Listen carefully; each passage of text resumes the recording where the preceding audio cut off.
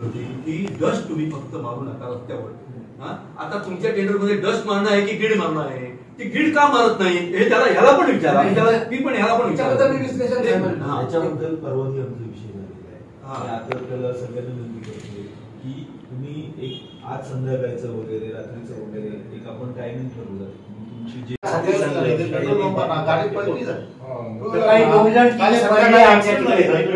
गाडी 50-55 वर्षाचा गृहस्थ गाडी स्लिप होऊन उलटा पडला असा स्लिप होऊन. तुमचं म्हणणं याच्यामुळे म्हणताय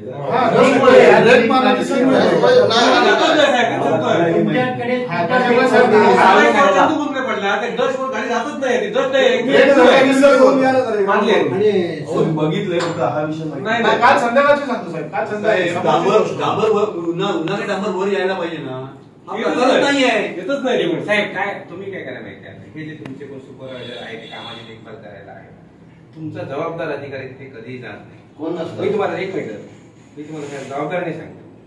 मी अनेक ठिकाणी तुमच्या कामावर बघितलं, त्याच त्याच्या कामावर बघितलं, तुमचं जबाबदार म्हणून त्या ठिकाणी कोणी नसतो. सुपर गव्हर्निंग बिल्डे तुमच्या कोणत्या नगरपालिकेचे बांधकाम विभागाचा त्या ठिकाणी एक जबाबदार म्हणून तुमची सुद्धा कर्तव्य आहे साहेब. अशा कामाला तुम्ही पण व्हिजिट द्यायची, तो काय करतोय, माझा कर्मचारी काय करतो हे पण तुम्ही बघायचं नाही, जेणेकरून असे वादंग पुन्हा निर्माण होणार नाही. आणि एक महत्वाची गोष्ट झाली, ज्या बिल्डिंग तुम्ही सौंदर्य बांधण्याची परमिशन दिली आहे त्या बिल्डिंगच्या खाली विहिरी आहेत, विहिरी, आणि ती बिल्डिंग कोलॅप्स झाल्यानंतर त्याला जबाबदार कोण राहणार? ते नागरिक राहणार ज्यांनी आयुष्याची हे करून साठवणूक करून जीव घालवण्यासाठी खरेदी केलेले आहे ते राहणार का? आपण जे म्हणाल बाबा नगरपालिकेचे कर्मचारी बऱ्यापैकी असतात, त्या दिवशी आपण एक विषय सांगितलेला मी स्वतःही त्या साईडवर गेलो, त्याच्या आदल्या दिवशी मी गेलेलो होतो. आपला फोन आल्यानंतर मी परत गेलो आणि आपले नगर अभियंता तुषार सरडे, अभियंता मनोज राऊत, दोन अजून आपले लोक आहेत, वैभव जाधव करून, त्याच्यानंतर नासिर करून आणि कसे एकत्र पुढप करते ते आता 30% रिटायर झाले गेले 31. 5 लोक असतात. 5 लोक जे आहेत त्यातली जी कामं चालू असतात त्याच्यात रोटेशन बेसिसवर त्यांचे राऊंड चालू असतात. तरी आपण जे म्हणाला बाबा जाणं गरजेचं आहे,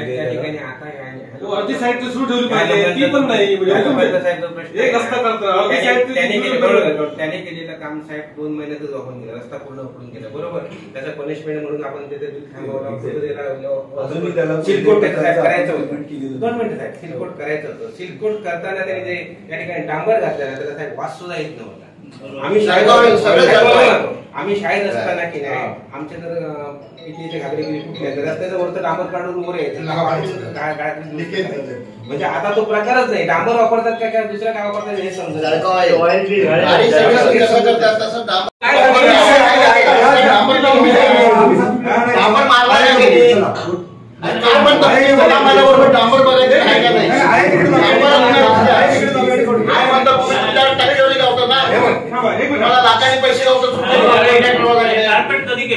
मुरलीधर मंदिर मध्ये गेल्या वर्षी मी उपोषणाला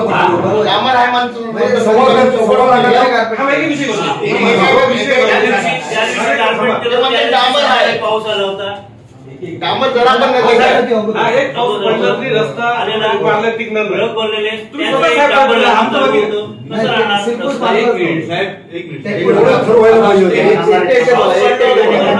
त्याच दिवशी आपण पूर्ण भरलेलो होतो, तरी पण त्याचा तो माल आल्यामुळे त्याला ते घालायलाच पाहिजे. खड्डे बुजवले पहिले, मग कार्पेट केलं तुम्ही, बरोबर. कार्पेट केल्यावर परत खड्डे पडले नंतर. का पडले? कारण ज्या दिवशी कार्पेट घातलं त्या दिवशी संध्याकाळी पाऊस पडला होता आणि त्याच्यावर तसंच त्यांनी फास्ट करून ते केलेलं होतं. तुम्ही आता जा ते काय समोर तिकडे बघा, नवीन घातलेलं सगळं कार्पेट आहे त्याचं काय पाऊस आणि सर त्याची थिकनेस पण कमी झाली. त्याच्यानंतर परत आता थिकनेसला सुपरवायझरला तुम्ही असता थिकनेसला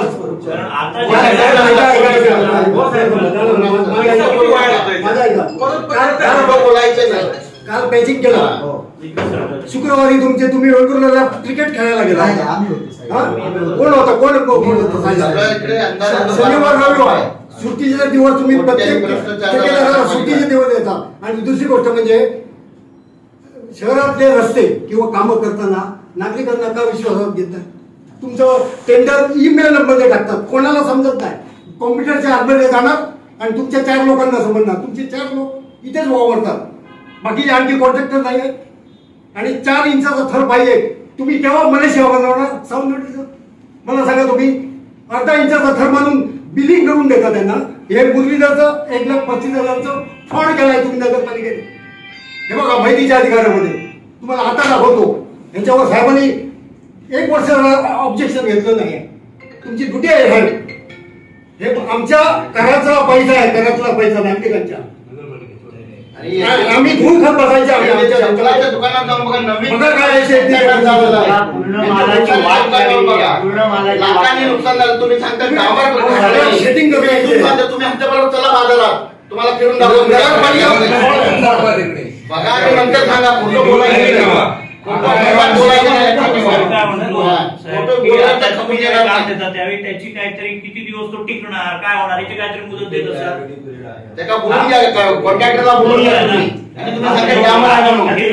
त्याच्यावर जर तुम्हाला परत खड्डे नाही पडले ना, तुम्ही त्यांची मुदत आहे तोपर्यंत बिल देऊ नका. पूर्ण बिल पेंडिंग ठेवा. बरोबर ना?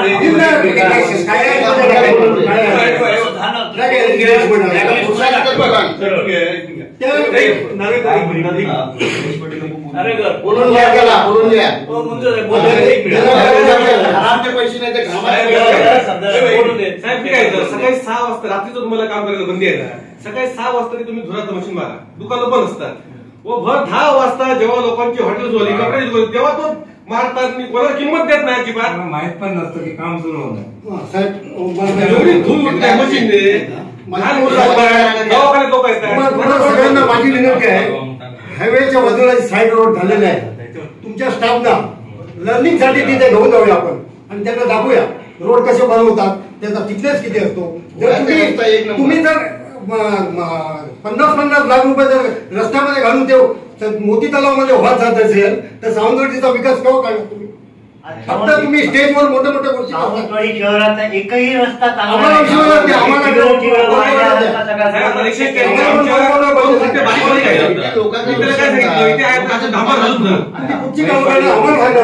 महेश पटेलच बोलताय ना. होय आता माझा माल संपला, मी घालणार नाही. रस्त्याला लेवल नाही.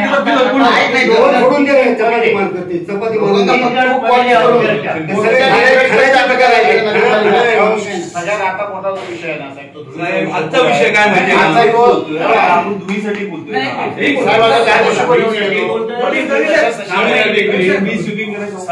हो साहेब, हे करायला संपूर्ण ते खडी गोळा करून साहेब. 1 मिनिट, माझा एकच बोलण्याचा उद्देश आहे का?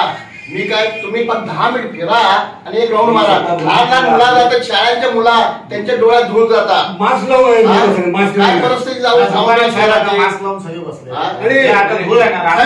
पहिल्यांदा थांबवलं होतं तिथे मिनागरीकडे. तो मला उत्तर द्यायला काय सांगतो, झाडाची पाने पडून डांबर रोड खराब होतो. खूप पाणी पडतात झाडाची पानं पडून होतात. आता हे बघा, तुम्ही कसा रस्ता करून घेतला, पण तुम्ही कशा पद्धतीने घेणार, त्याने काय केलं, आमचा विषय. आज मी कशासाठी आलोय, आज जी रस्त्यावरची धूळ आहे त्याचा त्रास सर्व आहे बघा. सर्व आमचे त्याचे पदार्थ आहेत, कडधान्य म्हणा किंवा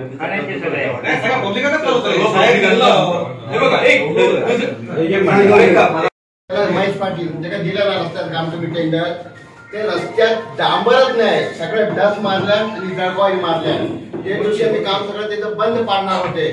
पब्लिक रस्त्यावर उतरत नाही म्हणून आम्ही काही बोललं नाही. तुम्ही आमच्याबरोबर चला आणि सावंतवाडी शहरात फिरा.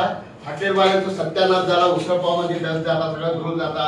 मोबाईलवाल्यांचा, भाजीवाल्यांचा काय धंदे निघतात त्यांच्यात सगळं धूळ जाता. त्यांची परिस्थिती बघा काय झाली साहेब. तुमच्या नियमाप्रमाणे किती डस्टची मारली पाहिजे, किती इंच किंवा किती मीटर रस्ते बघा. आणि व्यापारी पण आलेले, व्यापाऱ्यांचे अध्यक्ष आहे, रिक्षा अध्यक्ष आहे. ज्या तुम्ही पाटील भाषा गोव्यात काळे यादीत टाकल्याने तरी पण तुम्ही त्यांना काम देतात. गोव्याच्या रस्त्यात काम बघा, 1 नंबर काम आहे. आणि इकडे बघा काय परिस्थिती झाली. नार्वेकर मसालेवाल्याचं धूळ, त्याकडे मसाल्यात धूळ झाला. सांगा, पहिले ते खड्डे बुजवले पाहिजे, मग तो वरती तो ह्याचा थर मारला पाहिजे. बरोबर, कार्पेट बरोबर. त्याने आधी पहिले बुजवले नाही, डायरेक्ट ते कार्पेट मारलं. ते प्रीमिक्स नाही होते, म्हणजे ग्रेडचा परत विषय आहे.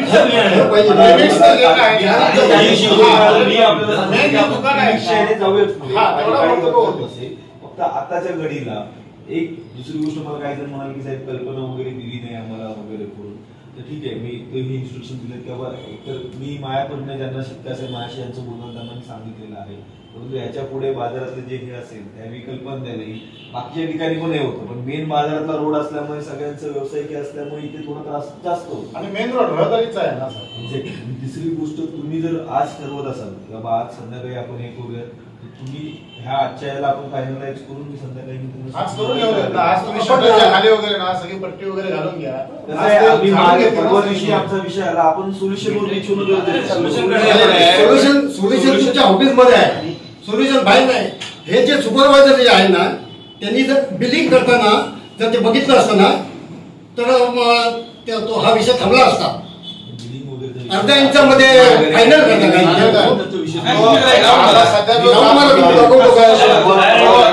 आम्ही पण परवा येऊन गेलो ऑलरेडी बोलून प्रायोरिटी बेसवर आधी पहिलं आजच्या संध्याकाळच्या हिशोबाने रात्रीच्या हिशोबाने आपण हे आता बोलतोय, मी तशा इन्स्ट्रक्शन्स देतो. आज संध्याकाळी ते होईल. तुम्हाला काय म्हणतात एक तिघा चौघांना आमच्या ऑफिस मधून कॉल येतील, काय असेल ते सांगायला. बाकी तुम्ही तुमच्याकडे आज तुम्ही सांगा साहेब, आज त्या व्यापारी आज जमीन सगळे सगळं व्यापारी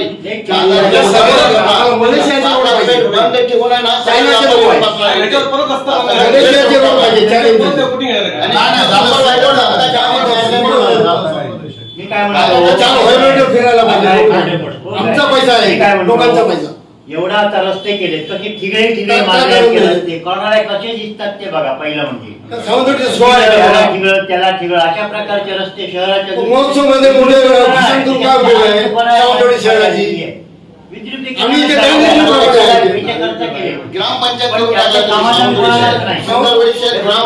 सावंतवाडीचा एंट्री झाला कच्चा दिसतो लोकांना. आणि काय कचऱ्याची 1.5 करोड रुपये तुम्ही कचऱ्यावाला देता. गाड्या फिरत सावंतवाडी सुंदरवाडी होती ते सुंदरवाडीची अंदरवाडी करून टाकली. तुम्ही आले ना ते ग्रामपंचायत झाली, ते सुंदरवाडी होती.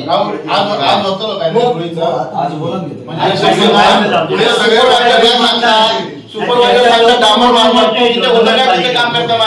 कशाला खोटं बोलतोस तू? मी तो काम खोटं बोलू नको, लक्षात ठेव. पिकाव घे आणि खणून टाकाय. डांबर आहे का त्याच्यात? तुझ्या घरात पाणी भरतोय मी. तांदूळ कॉन्ट्रॅक्टरवाला हप्तो देतात तुम्ही. आम्हाला माहिती आहे व्यापाऱ्यांना किती त्रास होत ते. आणि खोटं बोलतो डांबर आहे म्हणून अक्षरशः शेण सारून जातात, काही अर्थ नाही. हे बघा तुमचं मुरलीधर मंदिरचं आहे ना, मला तो विषय माहिती आहे. काय ऍक्शन नाही घेतली तुम्ही? फ्रॉड केस ऐकून घ्या तुम्ही.